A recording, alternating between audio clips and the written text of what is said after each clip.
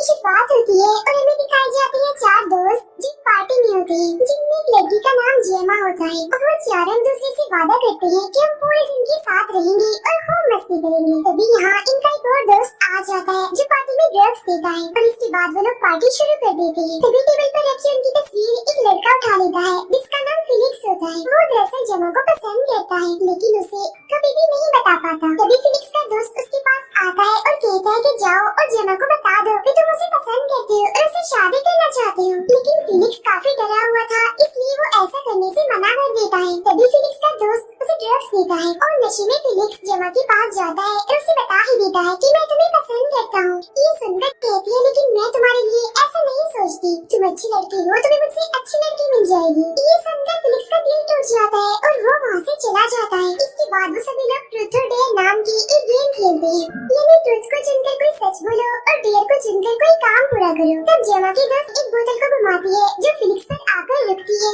Truth और dare में से किसी एक को चुनने को कहती है। तब यहाँ फिलिक्स ट्रूथ को चुनता है। अब क्योंकि जेमा की दोस्त जेनी फिलिक्स से पूछती है कि अगर तुम्हें पूरे एक दिन के लिए किसी लड़की को चुनना हुआ जिसके साथ तुम टाइम गुजार सकती हो तो तुम किसको चुनोगे? उसे कागज का एक टुकड़ा देकर कहती है कि उस लड़की पर रख दो जिसे तुम चुनना चाहते हो। तब फिलिक्स उठता है और वो कागज का टुकड़ा वो जेमा पर रख देता है। ये सब देखकर जेमा के दोस्त को बिल्कुल भी अच्छा नहीं लगता, उसे काफी गुस्सा आता है। इसीलिए वो उठकर फिलिक्स को जोर से मुक्का मारता है जिस वजह से फिलिक्स को काफी शर्मिंदगी होती है और वो वहाँ से चला जाता है। फिर हमें कुछ सालों के बाद जेमा और उसके दो दोस्तों को भी पार्टी में जाता हुआ देखते हैं। वो बर्थडे पार्टी होती है फिलिक्स की जिसमें उसने इन सभी को बुलाया था। तभी यहाँ जेमा और उसके दोस्त भी पहुँच जाते हैं। वो लोग एक दूसरे से इतने अरसे के बाद मिलकर काफी खुश हो जाते हैं। आसपास देखने पर उन्हें वहाँ कोई नहीं दिखता। वो आवाज भी लगाते हैं लेकिन फिर भी वहाँ कोई नहीं आता। तभी एक बूढ़ा आदमी अपनी गाड़ी लेकर आता है और कहता है कि फिलिक्स आप सबका इंतजार अपने पुराने घर में कर रहा है। उसका पुराना घर यहाँ से कुछ दूरी के फासले पर है, आप लोगों को वहाँ मैं अपनी गाड़ी से छोड़ाऊंगा। तब जेमा का दोस्त उसे मना कर देता है और कहता है कि नहीं शुक्रिया, हम वहाँ पैदल चले जाएंगे। इसके बाद वो सभी लोग पैदल ही उसके पुराने घर तक पहुँच जाते हैं। वहाँ उनकी मुलाकात फिलिक्स के बड़े भाई से होती है। सभी लोग घर के अंदर चले जाते हैं और ये देखकर काफी हैरान हो जाते हैं कि यहाँ पर तो पार्टी जैसा कोई माहौल नहीं है। तभी यहाँ फिलिक्स का भाई आ जाता है और कहता है कि फिलिक्स यहाँ पर नहीं है, वो शहर से बाहर गया है किसी काम के सिलसिले में। वो यहाँ पर आना चाहता था लेकिन काम की वजह से नहीं आ पाया और आई एम सॉरी, ये बात मैंने आपको पहले नहीं बताई। ये कहकर वो उन सभी को वाइन यानी शराब पीने के लिए देता है। अब यहाँ हैरत वाली बात ये होती है कि वो लोग जिस जगह पर रुके थे वहाँ ना तो कोई गाड़ी थी, ना कोई स्टेशन था और ना ही कोई पुलिस स्टेशन। यहाँ जेमा का दोस्त फिलिक्स के भाई से पूछता है कि तुम क्या करते हो, जिस पर वो कहता है कि मैं आर्मी में हूँ और फिलहाल छुट्टियों पर हूँ। अब वो सारे लोग शराब के नशे में थे सिवाय जेमा और उसके दोस्त जेनी के। अब यहाँ फिलिक्स का दोस्त कहता है चलो आओ हम सब गुब्बारों से खेलते हैं, जिस पर फिलिक्स का भाई कहता है लेकिन मेरे पास इससे भी अच्छी चीज है खेलने के लिए, चलो आओ हम ट्रूथ और डेयर गेम खेलें।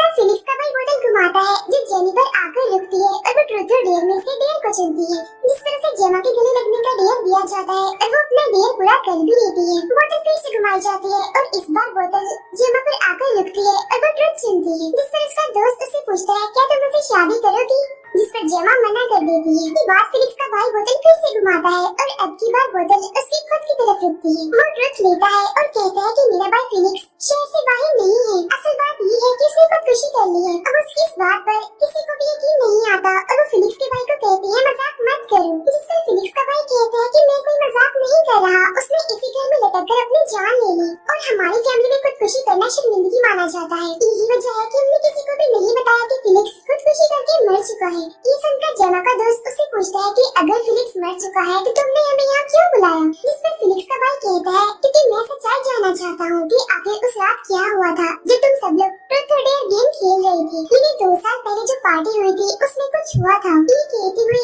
वो कागज निकालता है और कहता है कि तुम में से किसने फिलिक्स को ये कागज भेजा था, ये उसकी जेब में से मिला था। इस कागज पर मेरे भाई फिलिक्स के लिए बहुत गंदे और गलत अल्फाज लिखे हुए हैं और इसी वजह से उसने खुदकुशी की थी। कागज पर ये भी लिखा था कि ट्रूथ और डेयर गेम बकवास है। ये सारी बातें सुनकर जेमा का दोस्त कहता है कि मुझे तो कुछ समझ नहीं आ रही, मैं यहाँ से जा रहा हूँ। लेकिन तभी फिलिक्स का भाई उसका रास्ता रोके खड़ा हो जाता है और कहता है कि तुम लोग यहाँ से कहीं नहीं जा सकते। ये कहकर वो उस पर हमला कर देता है और जान से मार डालता है।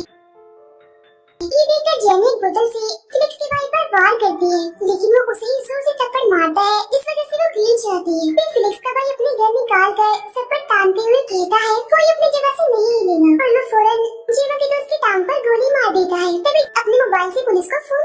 लगता है। उसे देखकर उसके हाथ पर गोली मार देता है और वो काफी जख्मी हो जाता है। फिलिक्स के दोस्त के अलावा सभी को कुर्सियों से बांध देता है और दोबारा से ट्रुथ और डेयर गेम को शुरू करता है। बोतल घुमाई जाती है जो जेमा पर आकर रुकती है और वो ट्रुथ चुनती है, जिस पर फिलिक्स का भाई उससे पूछता है कि तुम्हारे हिसाब से उस कागज पर गंदे अल्फाज मेरे भाई को किसने लिखकर भेजे होंगे। इस पर जेमा कहती है कि मुझे नहीं पता। तो वो उसे जोर से थप्पड़ मारता है और फिर से पूछता है और इस बार जेमा अपने सबसे करीबी दोस्त का नाम लेती है जिसने जेमा को शादी के लिए पूछा था। ये सुनकर जेमा का दोस्त साफ साफ इनकार कर देता है कि नहीं, मैंने ये नहीं भेजा। इसके बाद दोबारा बोतल घुमाता है और इस बार ये बोतल जेमी के जख्मी दोस्त पर आके रुकती है और वो डेयर चुनता है। तब उसके डेयर को पूरा करने के लिए फिलिक्स का भाई एक टेबल लाता है जिस पर 2 जार रखे हुए थे। एक में पानी होता है और दूसरे में तेजाब था।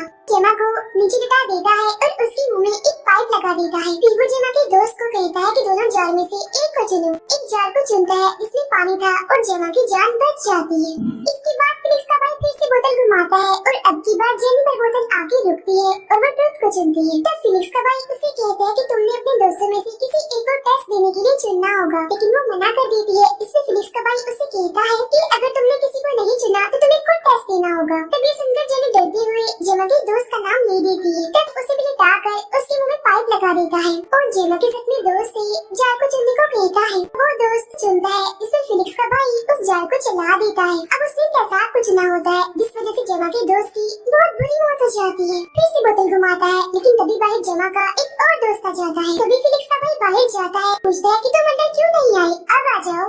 इससे वो कहता है कि नहीं, अभी नहीं, फिर कभी, अभी मैं किसी काम से जा रहा हूँ। उस दोस्त पर हमला कर देता है लेकिन वो फिलिक्स के भाई की आंखों में स्प्रे मार देता है। वो वहाँ से भागने की कोशिश करता है लेकिन उसे पकड़कर उसकी बाजुएं तोड़ देता है। फिर वो अपने घर में 3 गोलियां डालकर उसे घुमाकर फिलिक्स के दोस्त को देता है और कहता है कि मुझे नहीं पता कि किस बार में गोली चल जाएगी और तुम एक बार जेमा के दोस्त को गोली मारोगे और एक बार मुझे मारोगे। वो जेमा के दोस्त की तरफ गन करके गोली मार देता है और बदकिस्मती से उसे गोली लग जाती है और उसकी मौत हो जाती है। और इस वजह से वो काफी घबरा चुका था, लेकिन ये देखकर फिलिक्स का भाई उस पर हंसता है। अंदर जेमा अपने हाथ खोल लेती है और वहाँ से भाग जाती है। उसे घर में आ जाती है जहाँ वो पहले रुके थे। वो घर के अंदर जाकर मदद मांगती है लेकिन वहाँ पर कोई नहीं होता। ऊपर जाकर वो देखती है कि फिलिक्स अभी जिंदा है, बस वो बेड पर है क्योंकि उसे लकवा हो गया है जिससे वो बस अपनी आंखें घुमा सकता है और एक उंगली हिला सकता है। जेमा उसे कहती है तुम्हें सब देखकर मजा आ रहा होगा, है ना? दरअसल फिलिक्स का भाई इन सब लोगों को जहाँ मार रहा था वहाँ कैमरे लगे हुए थे जिनके जरिए फिलिक्स यहाँ पर देख रहा था। पूछती है कि फोन कहाँ है। अब क्योंकि फिलिक्स उसे पसंद करता था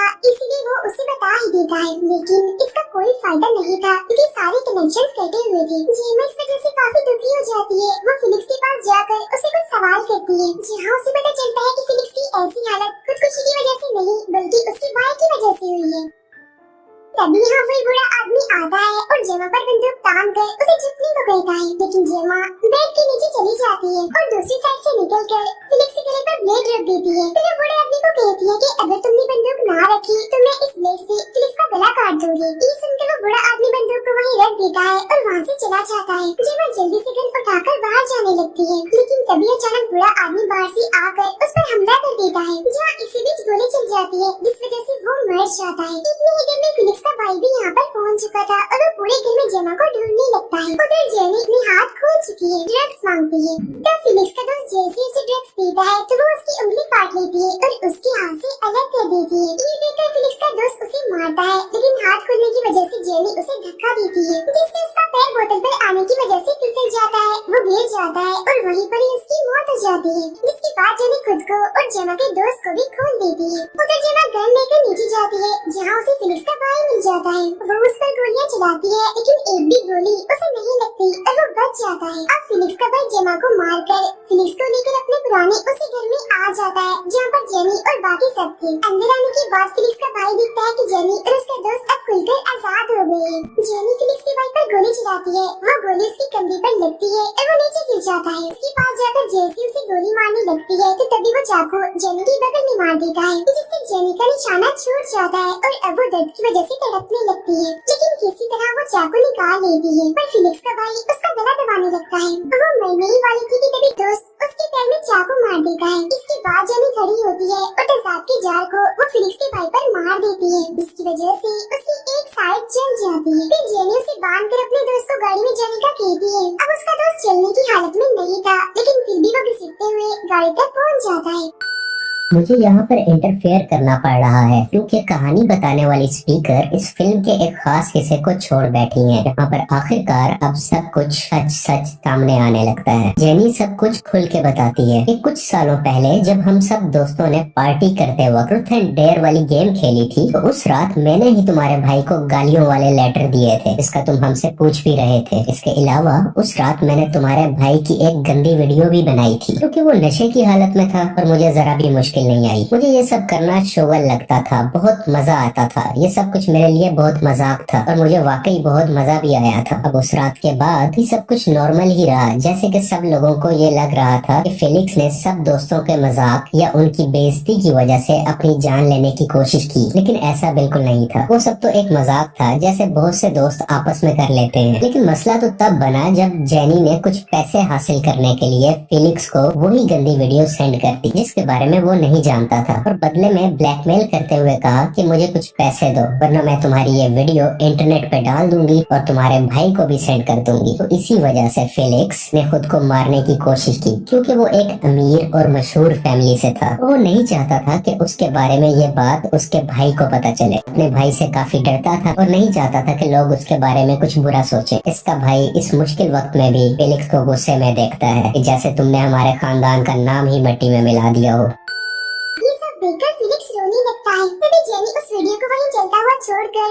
फिलिक्स के हाथ में एक बॉम्ब रखकर बाहर गाड़ी में आकर बैठ जाती है। फिलिक्स बार बार अपनी वीडियो देखकर काफी शर्मिंदगी महसूस करता है। अब उसकी जो उंगली काम करती थी, बॉम्ब की पिन उस उंगली से निकल जाती है, जिस वजह से वहाँ एक धमाका होता है और इस धमाके में फिलिक्स और उसका भाई मर जाते हैं और जेनी वहाँ से गाड़ी लेकर अपने घर की तरफ निकल जाती है। फिल्म यहीं पर खत्म हो जाती है।